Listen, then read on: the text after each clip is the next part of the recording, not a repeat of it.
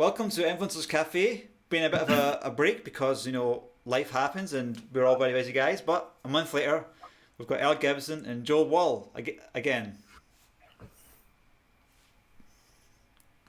What's going on, man? It's good to see you, Nikos. Yeah, you two guys. Well, I guess everybody's been thinking about the election. One of my friends who doesn't believe in conspiracy theories, was absolutely shocked with the testimony of one of those clever guys with a couple of nights ago, like a 12-hour session or something like that on the votes in Arizona. Yeah. So,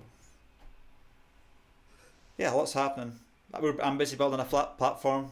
Joel's busy building a platform. Earl, I'm sure, is doing something great as well. Yeah, what are you up to? Buying properties, man. That's about it. Oh yeah? Yeah, try to get this $30 million portfolio I'm working on now. Nice. Yeah, trying to get that. So yeah, man, I'm trying to own the state of Texas. Own it. Listen, that's the only way to go at it. What are you on LinkedIn right now, Earl, or not? Do you have like a pseudo account or something? No, man, I don't. I got of course I got the boot a while ago, but I'm working on some things to get back. I know we got a group, the Red Pill Project, and going through with the lawsuit and stuff like that. So trying to see where that's going to go. I've been reaching out to some congressmen and things like that because I'm also getting involved in politics. As a matter of fact, I'm a precinct chairman now, so I'm looking at making a run for Bexar County Commissioner here in I want to say that's in 2022 when that's coming up. But there are some local positions that I'm looking at as well, man, because they're uncovering a lot of nonsense here in our county and in our city. And it's funny because when you look at a map and you look at the state of Texas and you see all the counties are red, and then one of the largest counties, which is where I reside in Bexar County in Texas, we're the blue dot. So it's kind of interesting that we're the blue dot in a sea of red, and it's majority military and veterans and things like that. We know that we're not going to be leaning blue, so obviously there's some funny things going on that we need to clean up. So I'll be working on that, man. I'll be raising a little hell in politics. So they're not ready for what's coming next year. Listen, I mean, you got to be so strong to either so strong or so corrupt, either one, to get into politics, man, and to get into it as a conservative, presumably. That's tough. Like a friend just told me, he says, if I ever get into politics, I'm running as a Democrat because it's just easy. You can do whatever the hell you want, and no one can hold you out on it. And I thought about that, Joe, man. I thought about saying, I can run as a Democrat and just destroy it from within. I really did think about it. I'm still thinking about that. Run as a Democrat, just destroy the entire process from the inside. Yeah, the thing is that we're, conservative people are by nature. I'm not talking about the BS politicians. I'm talking about like true conservatives, morally just folks that are in it for the right reasons. They want to help and they want to build better. We're builders. We're not destroyers. Yeah. So that's why you don't see us ransacking, rampaging through cities, destroying stuff. Yeah. We're builders. Period. So worst of the worst. They can literally find 100% proof that Biden stole the election. Trump supporters still are not going to riot.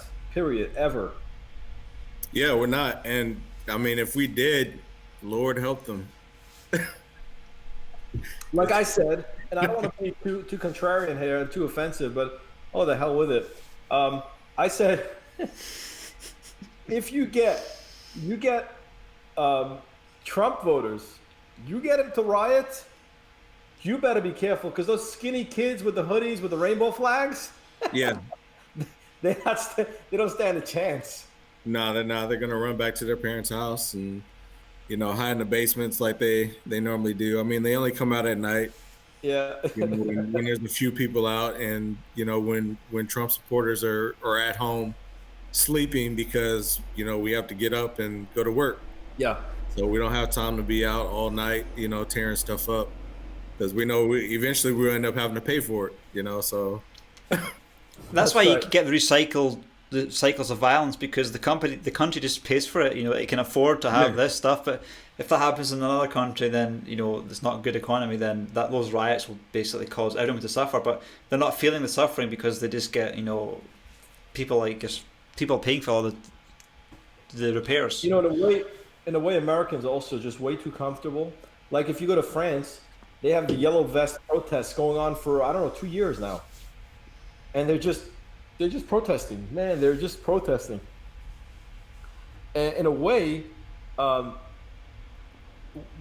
America, I mean, when Biden gets elected, when Biden gets, when he starts his presidency, um, really what needs to happen is for real change to happen is millions of us just protesting for the next year. That'll shut the country down, period, because we're the productive people. But Americans are too comfortable. yeah, And that's good. Like we're productive people. We don't have time to like, you know what? Okay, it's Biden. I don't care. Like he stole the election. Fine. I don't care. I got to go back to work. I don't have time for this. That's so it's it's kind of our weak spot, but that's what makes us so strong too. Yeah, yeah, I and was shocked by the work ethic in America when I went there once. Like one week holiday a year, and I was like, "What? Are you serious?" yeah, man. I mean, we're we're brought up to work, and the majority of us, because I mean, I've been working since I was 10, and I've always been an entrepreneur since since that age, starting out cutting grass and stuff like that for money, So I had to learn how money works, how to make sure my money makes money, and I learned that, and that's the difference between people who own businesses and people who work, for a living, and people who work for a living and go to a job, they're always going to settle, and they're always going to complain, and it's a mindset, and I always tell people, I'm like, the difference between a wealthy person and somebody who's not wealthy is what they do with their time. That's it. I mean, we all get the same 24 hours, in a day, 7 days a week, 365 days a year, but it just is, what are you doing with your time? Oh, very well said. Very well said. I can tell you that I know people. Listen, the majority of people are creatures of habit. They Yeah. don't want to extend themselves too much. So it comes 5 o'clock, 7 o'clock, whatever the average time where people actually just settle in for the night. Like I have a lot of friends and they're normal, and I'm a little envious of them. They'll just do the football thing. They'll watch football for 2 hours. They'll get into fantasy football. They'll be texting each other all hours of the night about their stupid $5,000 bet on the season. Like I don't even know how it works. They'll be taking off periods of time and just doing whatever they need to do. Just whereas like the minority and the successful people tend to just you're lit, you're on fire, and you don't stop until maybe you're 50 60s. Well, you'll dedicate like I gotta schedule time to go have a golf game or something, right? I gotta like I don't play golf now, right? But I'd like to at some point. I just don't get to it. I got like if I have 2 hours now, I'm gonna put out some content, make some connections, network, meet some people. Like I just want to build, and the reason why I do that, and the reason why most entrepreneurs do that is because it's not only about building. In my case right now, I'm building BizFluence. No, I'm building that so I can enable other people to do stuff, so I can make more money, so I can do other things with that money. But I think it's a mindset of building versus just static. Yeah, just people are happy with where they're at. They're happy uh, working for somebody else, and I got into a disagreement or a little tiff with the guy, and he went through, and he was bragging about some of his accomplishments, in his life, and he was like, yeah, I work for this company, and I work for this company, and I did this at this company, and I did this and this and this. And I was like, well, congratulations. I mean, you did a good job of making somebody else money. Congratulations. You helped another company become rich. You could have been using the time to build your own company, but I mean, congratulations on your accolades, and Yeah, congratulations the bonuses that they gave you. And how many hours what did you spend at the Exactly. Exactly. And I was like, look, man, I'm 38 years old and I'm in a position where working is optional for me. Now I don't have to work if I don't want to, but I choose to, because I got kids and I want to set an example for them, that it takes work. If you want something, you got to work hard for it. It's not just going to be given to you. When I see my kids working hard in school and things like that, I reward them, because that's what happens. When you work hard, you get the benefit, from your hard work. But this generation, I mean, they don't want to work. They hear promises of free education and free healthcare and free this and free that, and they're jumping on it. And part of it is I think that we need to take kind of responsibility for that, because we kind of just sat back and let it happen. And I mean, this isn't something that happened overnight. I mean, this has been going on for decades, infiltrating the education system and stuff like that, and removing morality from schools and from the country and things like that. And as a Christian, as a conservative, I kind of take some responsibility for that, because you kind of get wrapped up in your own bubble and kind of worried about what's going on inside your walls in your house, and you kind of overlook things that are going on inside the country and things like that. So it's never too late, but now I'm getting involved in it, and I'm trying to do my part to change things back. I mean, if things can be where they're at now, I mean, there's no problem with being able to change things back. And people, they look at conservatives as super far right and things like that. It's not that we're far right. It's just that we're bringing everything back to the middle, because it's gone so far left, for years. Sin has been crazy for years in our country. We just kind of accept it and, oh yeah, I'll try and support somebody, who will make that change. Or, yeah, I disagree with that. Yeah, you can disagree, but what are you doing about it? I mean, nobody's putting any action. Yeah, I mean, the only problem is that there's a vocal minority. Yeah, they're the ones making the most noise. Meaning exactly. the extreme left is making the most noise, and even if you will say that the extreme right makes similar noise, which they don't get the coverage. Yeah. So AOC or these rabid anti-Semite congresswomen, Rashid and the other one, they'll say the most absolutely racist things. Yeah. And they'll be prominently featured. And the New York Times, Twitter is not going to put a flag on it. So it's like the deck, because of the tech platforms, which we should segue into that, the deck is stacked against the conservative majority of this country, which I think the majority of the country is conservative. There's no doubt about that. And the deck is very simply stacked against us. So tech plays a huge role in that, because the president, Congress, the judges, they are no longer in charge of this country. You know who's in charge of this country? Twitter, Facebook, LinkedIn, TikTok. They're the ones that drive the daily activities and actions and opinions of the majority of this country. I mean, they're guiding you. They're guiding the conversations. No one listens to what the Supreme Court justice says. They can rule one way or another. Who cares? Like they can rule right now against abortion. Like, I don't want to get into an abortion thing. Let's say they rule against abortion. You think anyone's listening to that? You think like they're all afraid of like the Democrat politicians? Oh, they're going to overturn Roe versus Wade. If they do, what do you think is going to happen? Nothing. Nothing will happen. They can overturn it. The liberals will set up, giant abortion clinics, and no one's going to touch them. Like what? Like the National Guard's going to come in and like light the place on fire, like that. So when big, and it's just a random example, abortion.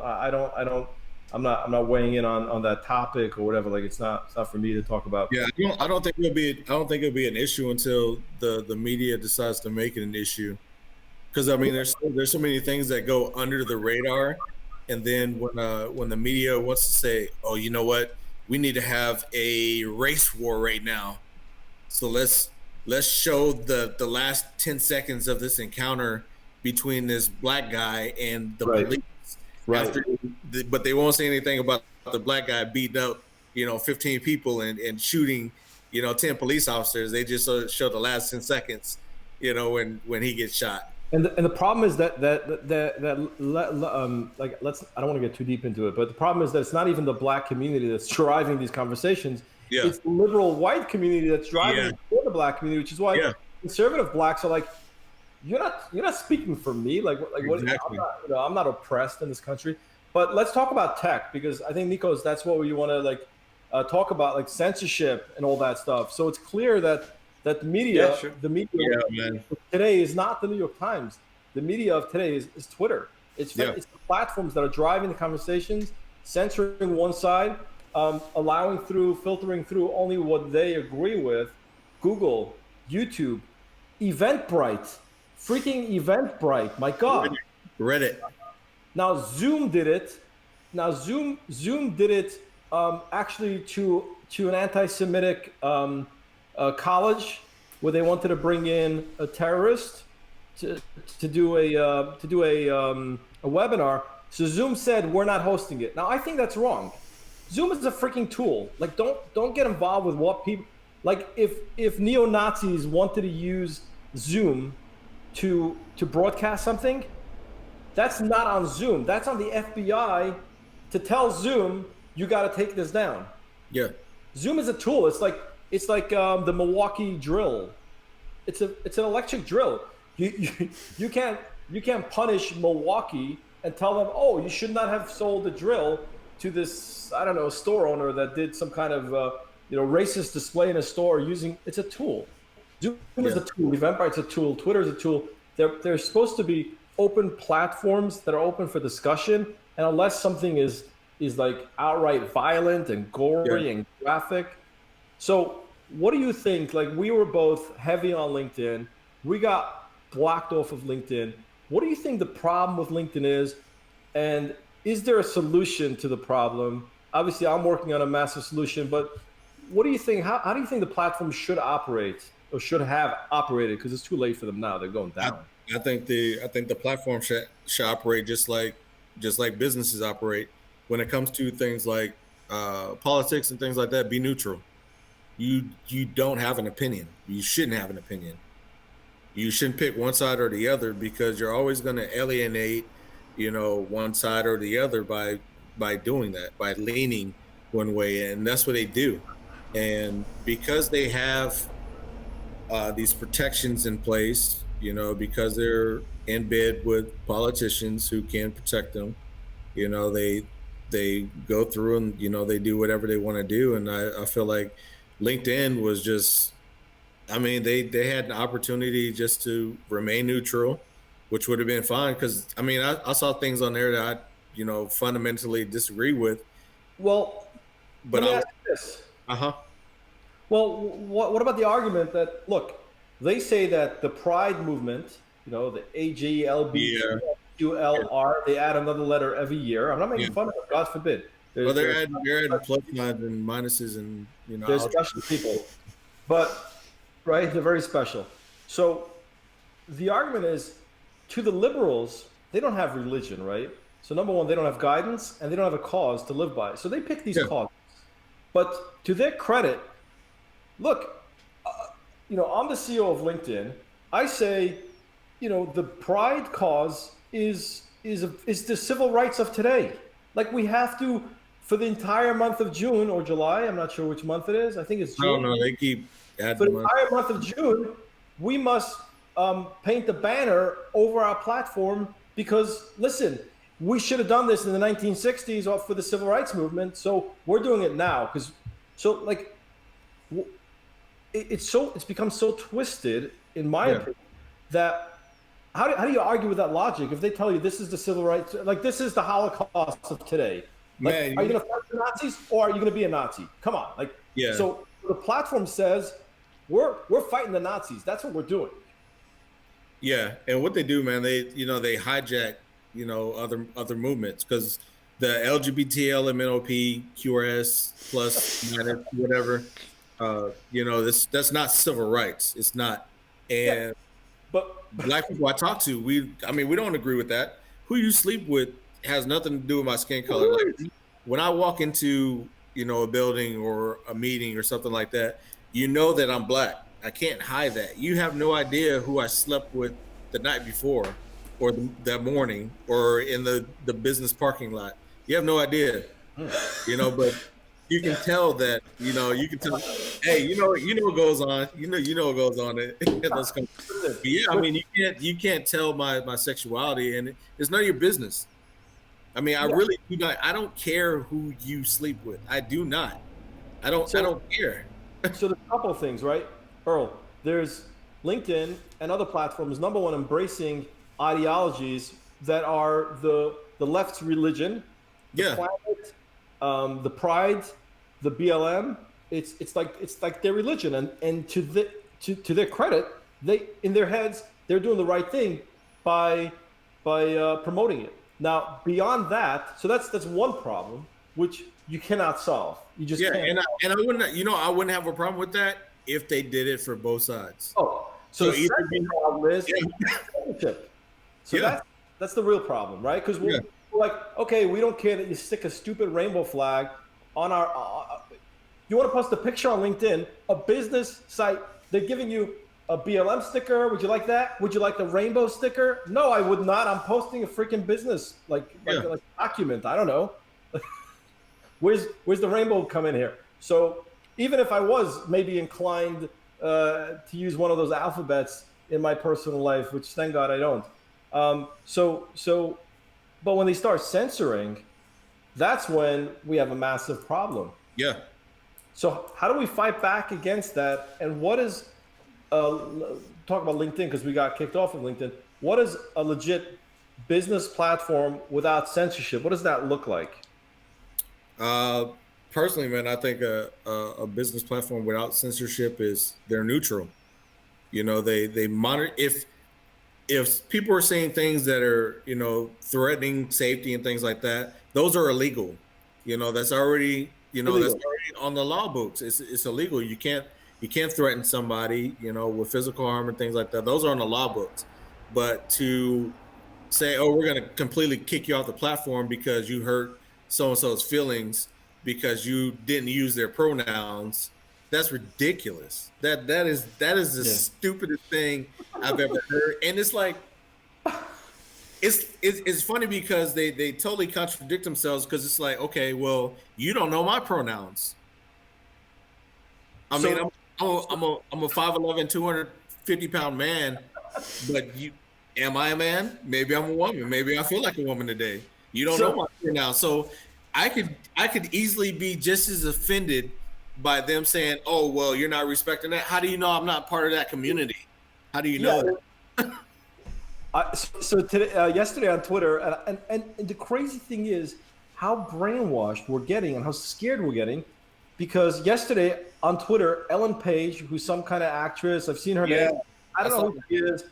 Thank God I'm not involved. When I do watch a movie, I don't even freaking care about the actors. If it's a good storyline, I'll watch it. Like I don't go through the People magazine. Like I don't care about these people. Yeah. No relevance. Now, Ellen Page is announced that she's now Elliot. Yeah. I saw. So I responded to her tweet and I said, and I'm pleased to meet you. I'm a turtle and my name is Lucy. So it started it started trending a little on Twitter, and I promise you, two good friends of mine said, listen, Joel, you want to be acquired by Salesforce in 3 years. You can't say that, you can't say that. I'm like, at least we should be able to joke about it, and maybe I am a turtle. Like, yeah, how do you know? As a turtle. Exactly. How do you know? I mean, you open the door to it. It's like you open the door to all this crazy and nonsense. So if I started using your logic and your rules against me, why are you getting upset with me? So I heard a comedian this morning on my in my way in the car to drop off my daughter, and I wasn't paying much attention, but he says, some of you have been bullied in school, like in high school. I've been bullied in college, and he was joking about it because at some point you take action. You don't get bullied. You don't get bullied at work. You don't get bullied on a platform. And you're an adult, and ultimately you have to make decisions. And unfortunately, some adults are weaker. And of course, if we see it, we say it. Like we try to protect. Like if I have a workmate that people make fun of, I would call the other people out and say, it's not cool. She's sensitive about her weight. He's sensitive about his family. Like, don't talk about it, please. Sure. Right? But you can't go say you're fired. You bullied her about her weight. Like if she felt threatened about her weight, she probably should have approached HR and complained about it, and we can mediate it. There's no bullying for adults on a business platform. Now there's threats of violence, which of course we're subjected to as conservatives. We get threatened. LinkedIn has that. I said, check the messages. check the guy that says he's calling all my places of employment that are listed, and he wants to meet me so he can punch me in the face. I'm like, that guy is still on LinkedIn. It's right in my messages. You have access to it. I don't. Yeah, and I've sent in screenshots of people, threatening me and things like that, and I don't worry about it. I'm like, hey, I welcome it. Yeah, go ahead, do whatever you think you can do, or whatever you think you want to do. But they do absolutely nothing about it. But they kicked me off for hate speech, and I was like, okay, well, what did I say that was hateful? I was like, I want you to realize that I am in a minority of a minority group. I'm a black, straight man, conservative Christian. With tattoos. And a beard. He's a flex, man. So it's like, so for me, it's like I'm in a minority of a minority because it's acceptable for black men to be, feminine and things like that, and emotional, and all this crap that they push in the media and the kind of men that they promote. But I'm not like any of those guys, and it's like I'm in the minority of a minority. So it's like, really? And you're saying that and I celebrate every feast day, so I understand the Hebraic roots of my faith. So the fact that, I do Shabbat and things like that puts me even in a smaller group of people. So it's like, really? So Earl, like if you look at Parler, okay? Yeah. Parler uses the town square kind of terms of service. So if you're in the town square, can you wave your junk around? No. You get arrested. Can you threaten to hit someone over the head with a baseball bat? No. Can you scream on top of their lungs, I hate, Chinese people? I don't know. Maybe you could, maybe you can't. If you do it, cops will show up at some point, or someone will punch you in the nose for it. So a responsible platform monitors for those things. So yeah. if you have like gore, like pictures of blood, X-rated, adult-rated stuff, outright hate calling, those things should be censored. They should be, wiped. They should be, as long as they're reported. Now on a serious platform like LinkedIn, like Twitter, like where people actually rely on a big chunk of their life and their livelihood is right there. I mean, you can argue the same about Facebook, where connections and friends and relatives, and it's like it's a virtual world, especially now during this whole Corona craziness, but it's going to continue for a long time. So how do you go and just wipe someone? So like the only thing that's on the line is like hate speech, because hate speech you can interpret it so many different ways. I hate when Chinese people like bump into me with their shopping carts. Okay, I'm a rude person for saying that. Like I'm not gonna kill Chinese people. Like so what's the line? So that could be like that's when it's moderated. Like if someone says I'm gonna hit you over the head with a baseball bat, boom, your post is censored, you're blocked for a week. They, and it's got to be a pattern. There's got to be a pattern of that in order for you to remove. For example, I got shadow banned on Twitter. I still am until now. And here's what I wrote. And this is not, I think that's when it happened because I got a post censored. I got a notification that a post was censored. Look, I jumped onto Twitter after I was banned from LinkedIn. Well, much after, because only about a month ago did I really start heavy on Twitter. Yeah. I was getting 15,000 views on one reply to a tweet. Like I would go to, I don't know, any popular person on Twitter that I was following, I replied to a tweet, which kind of shows up like a post, the way Twitter works, right? It's just a post. I got 150 retweets, 1,000 likes. And what I saw a post of a kid in Brooklyn, Jewish kid, sitting on the curb. There's a video of this. It happened about a month ago. And a guy, came up behind him and just slammed him in the jaw, in the head. The kid went to the hospital, like full force, just bam. So what I wrote was, so I replied to the tweet and I wrote, parents and friends of parents of that child, as soon as this guy was on camera, as soon as the guy is booked and released, just wait outside the police station with some baseball bats and send the guy home with every single bone in his body broken. That's the only thing. The guy doesn't need to go to jail. He needs to be in a wheelchair for the rest of his life. Stuff like that's acceptable anyway. So now I wrote break bones, right? So I got flagged, and now Twitter, but it's all in context, right? I mean, you got to. Yeah. So then they stopped pulling my followers. I didn't believe this. Other people posted about it. I never believed this. They pulled like 50 of my followers away. And until like last week, I wasn't getting views at all, unless like I was directly in contact with someone. Now I'm getting a little bit more. It's almost like I have to build up, but I don't have any more where I'm getting 100 likes. So like they literally shadow banned. It's crazy. I got kicked off of Twitter. I've been I've not been kicked off any platform yet, man. What's wrong with me? Yeah, I've been kicked off of Twitter for about 3 weeks now. I got into a little back and forth with LeBron James, and then I made a couple comments to Hillary Clinton about some of her ridiculous comments, and then I think the final one that did it was one at John Legend and Chrissy Teigen. About how I called them baby eating demons, and that they reported me, and they didn't like what I said. So yeah, Twitter gave me the boot, and then I got I don't know if you guys are familiar with Nextdoor, which is kind of like your neighborhood app and things like that about what goes on in your neighborhood. Yeah, I got kicked off of there too. So I've been kicked off of there for about 2 weeks from Nextdoor. I guess they didn't like my comments regarding somebody posted a video of kids going into the back of their truck and they were stealing their Trump signs. Yeah.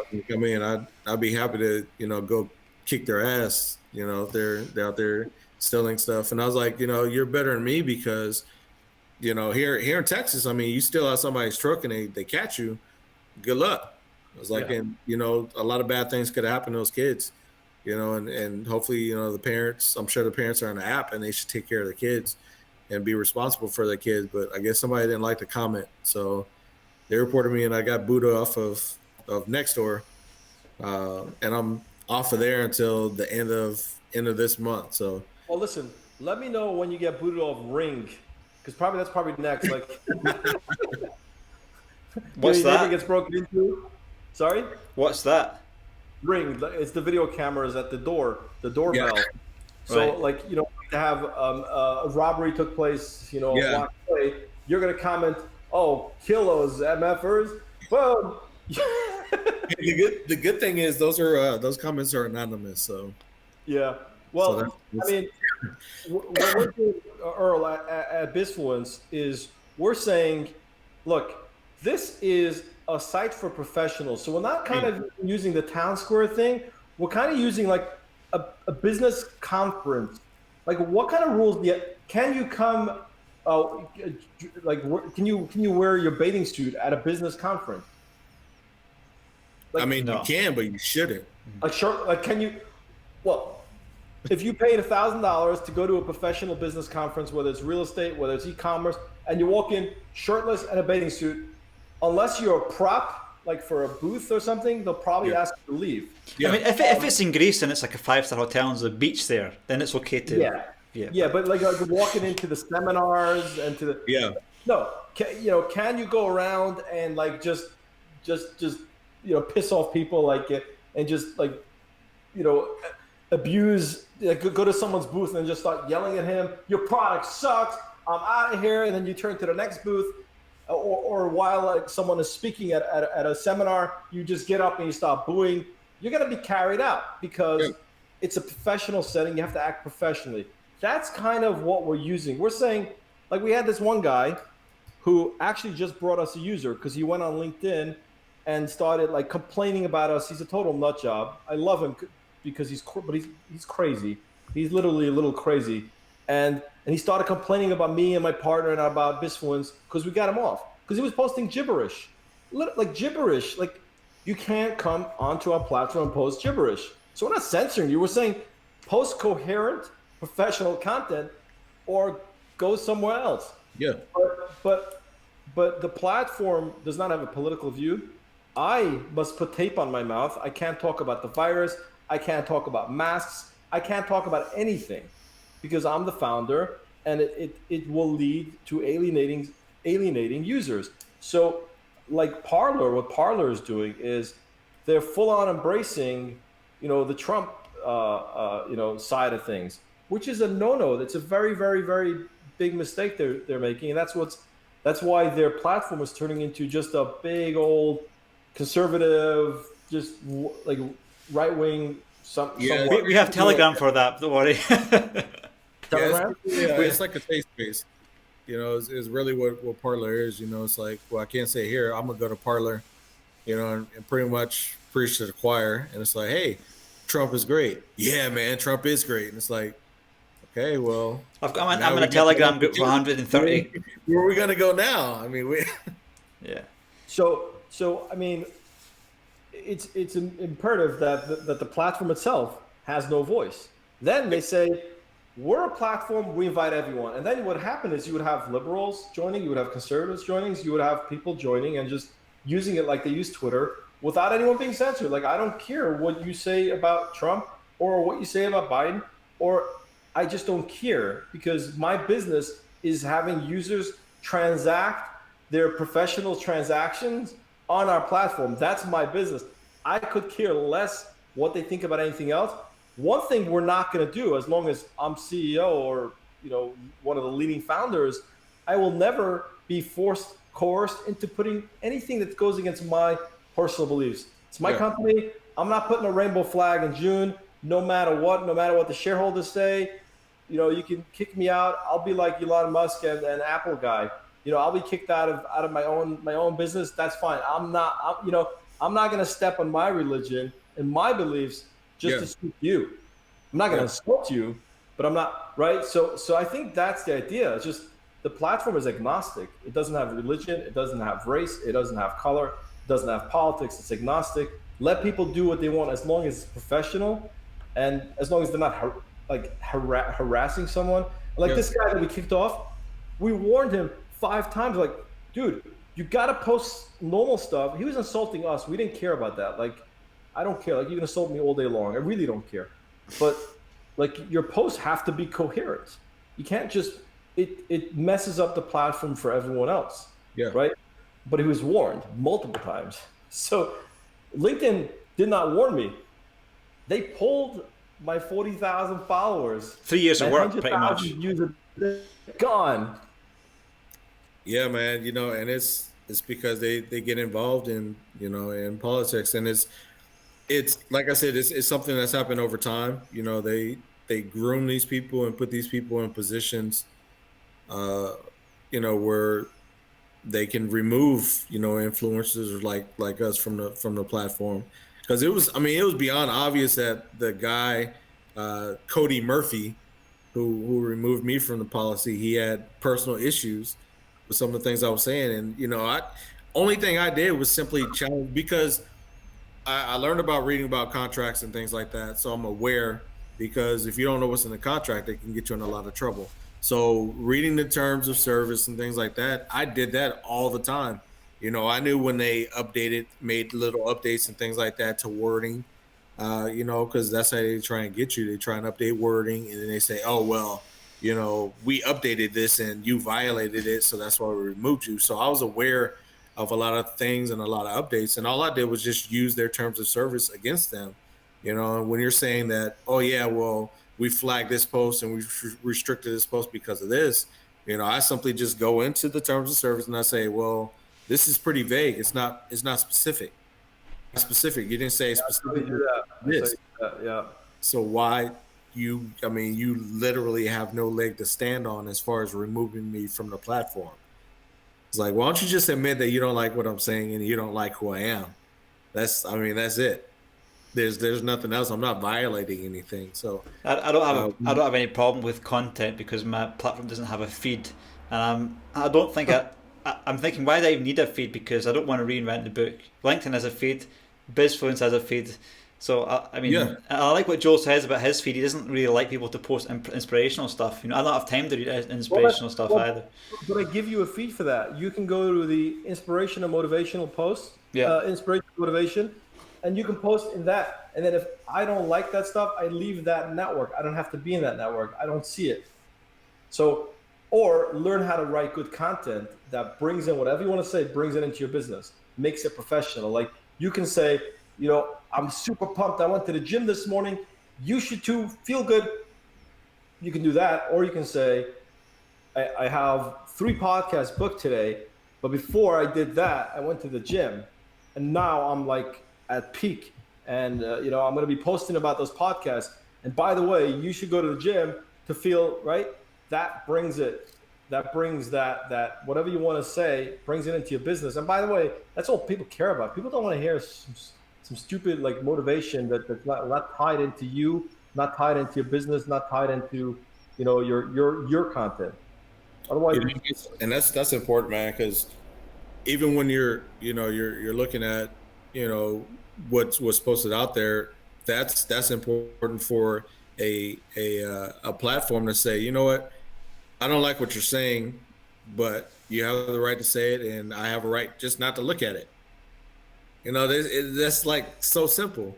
It's like, oh, I don't agree with what Joel posted, so I'm just not gonna read it, and I'm gonna block Joel, or I'm gonna block his post, or I'm gonna find out who we're connected with. I'm gonna remove those connections so I'm not seeing that post. Instead, what happens is they're like, oh, you know what? I don't like Joel, so I'm gonna report him because he called me a he, and I'm a she. So I'm gonna report Joel, and I'm gonna get these other 50 people to report him after I go on Joel's post and attack Joel and call Joel names. And when Joel finally responds, I'm gonna say, oh, yep, there he is. I knew he was like that. So now I'm going to report him. And that's what happens. It's ridiculous. And it's always one side reporting the other side, while that one side is more toxic. Exactly. They're just so on the offense on this whole thing.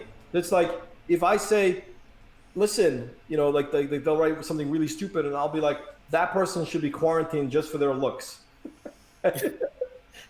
Oh, report. Bullying, harassing. Come on.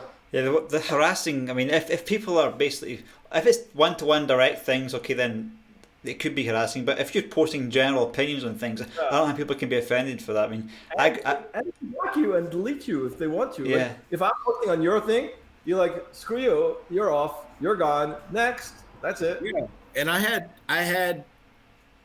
1,565 people blocked. That's a lot. That's a lot. That's a lot of people. That's a lot of time to be blocking people. It takes a lot of time to do that. And I'm sitting here posting, and I have people attacking me, and I report the post, and nothing happens. And then they go on another post and they attack me, and I report the post and nothing happens. And it's like LinkedIn, I have 1,565 people blocked. So what's the problem? How are they still able to get into my post and harass me and harass people that I'm connected with and report me and report my post and nothing, and I get kicked off, but nothing happens to them, and they're literally threatening me and trying to threaten my business or whatever they assume that they're doing. But it's just ridiculous. It's so obvious that they're taking sides. They're being taking the big brother role. Yeah, big brother role. So Earl, you had all this audience. I mean, how do you reach your audience today? Or you can't? Well, I was on Twitter, but obviously I got kicked off of Twitter. So what I did, and I know Nikos is a part of the group. I have I went to Telegram, so I'm on Telegram now, and probably in the next couple of weeks I'm actually going to be broadcasting from Telegram as well. But I like the platform so far. How many users do you have on that group? We're at like 130, I think. Well, that's very, very small. Yeah, but I have like. But it's more than enough content, like, man. Yeah, there's. So why 1K messages.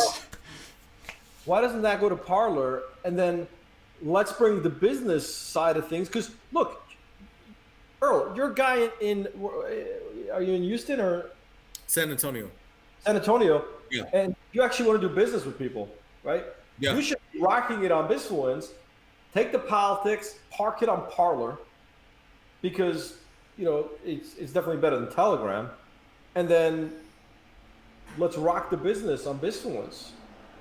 Yeah, man, and it's a lot of it. I really haven't been on any kind of social media because I'm in a position where I have to get out, and network face to face with people, and get all this stuff ready for the runs I plan on making and things like that. So like I said, I was on Nextdoor, got kicked off of there, but the cool thing is a lot of people from Nextdoor, they saw my comments, and because they live locally, I was able to connect with them locally. So from there, I don't know if you're familiar with MeWe.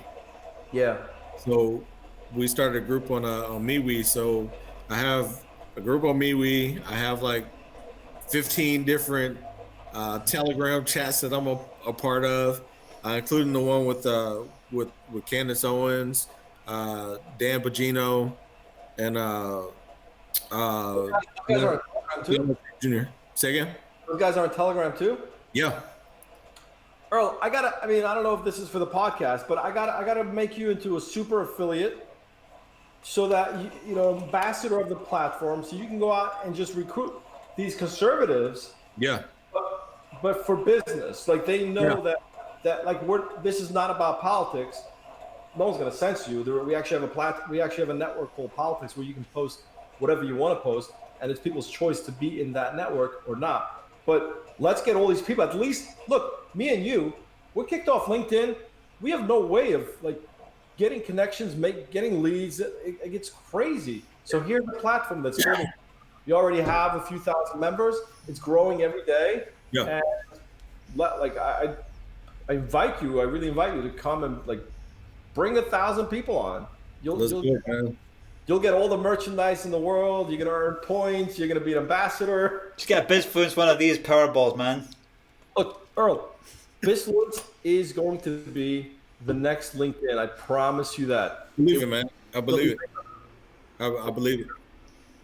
I believe it. I believe it. Yeah, I'm looking forward definitely to working with you, Joel. And I know I haven't really been involved that much on Bisfluence, but I've definitely mentioned it to people that I come across, other investors and things like that. I let them know. So I don't know if they've actually gone on and checked it out, but our app is going to be released like literally within a few days. Okay. Pretty much done. It's still a first version, but it's an app. You can have it on your phone, and you can easily. And then each user in your profile, you have an affiliate link, so we can track whoever you invite. And then you earn stuff, but ultimately, someone like you can really have like a supersized role on the platform. Bringing on that audience that is disenfranchised.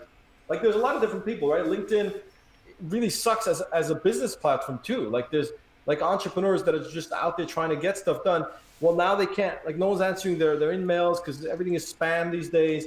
Yeah, man. They're not posting about mental health and vulnerabilities. No one's reading their stuff. So we want to attract those people, and then attract people that are disenfranchised from these liberal platforms where if in election time you want to write a post about the president, like you should not get censored. And that's kind of how we think about it. So there's a lot of opportunity here. What's it about those left highly intelligent people that are like so obsessed with all this, like don't offend anybody, and what is it about the left intelligent rich people that are like that? What is it? I don't understand it. It's they're emotional, man, and it's funny to me because they go through and they censor guys like me and Joel, and it's like, do you realize that we're business owners? We're the kind of people that you want on your platform. We're like the people who are complaining and starting drama and things like that. They're working for the companies.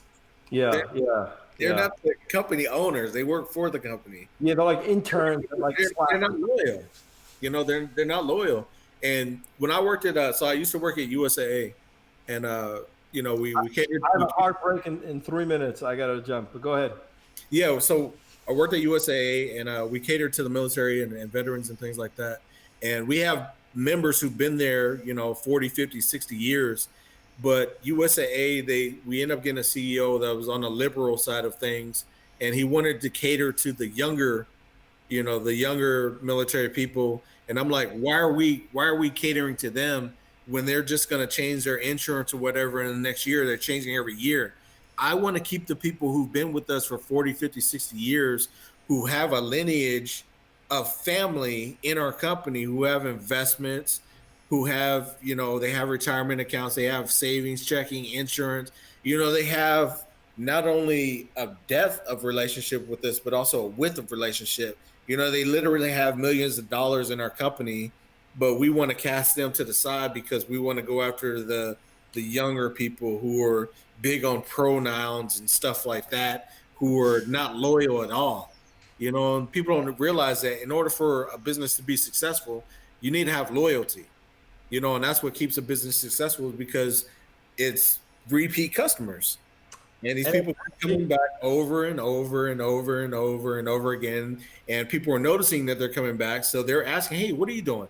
Oh, yeah, I'm going over here. Well, you've been going there for years. I'm going to start going there. And they don't do that. The attention span is just like, it's right. So we're actually, we think loyalty is a giant piece of it. So that's why we're gamifying our platform, and already, like I said, the affiliate program, we have points for how much you post. Like there's a lady that's like one of the most popular people on our platform on LinkedIn. She's a nobody, like she's got no voice, because I don't know why she has no voice. On our platform, she's productive, she's matching people up, she's welcoming people. She's an asset, and she's going to be rewarded for that by having better status on the platform. And a platform like LinkedIn, they're too big. They got 10,000 employees. They grew their own. We're not even in the country. Yeah, and it's like they don't even care. Like no one cares. And then the people at the top are so high up that they're beyond. They're just beyond. They're busy jetting back and forth to who knows where, talking about the climate. Yeah, going to Epstein Island and stuff like that, and eating babies for lunch or whatever it is that they do, whatever kind of cabal sacrifices they like to make, to maintain their status and position. Well, Nico's just banned you from his podcast. I would love to have what's his name before he retires. That guy goes, Joe Rogan, Alex. I've forgotten his name now. The guy that goes on Joe Rogan. Yeah, I'd love to have him on the show, but I mean, no way he's going to come on this show. Man, I know of him, but I don't know him. Well, guys, this has been a lot of fun. Yeah, it's been good. It's been good. Yeah, Earl, be in touch if on the platform if you'd like. Our app is coming out. It's going to be great. Nikos, thank you for having us. Look, who's going to change the world? We are. We are. That's what we're doing. Stars locally, so we gotta make those changes. But yeah, I think we should definitely do a part 2, Nikos. Yeah. Well, thank you, Ellen Joe. That was fun. That was Influencers Cafe. Have a good rest of the afternoon. we'll get this up on the show there. Yes, sir. Thank you, guys. Thank Good you. one. Bye now.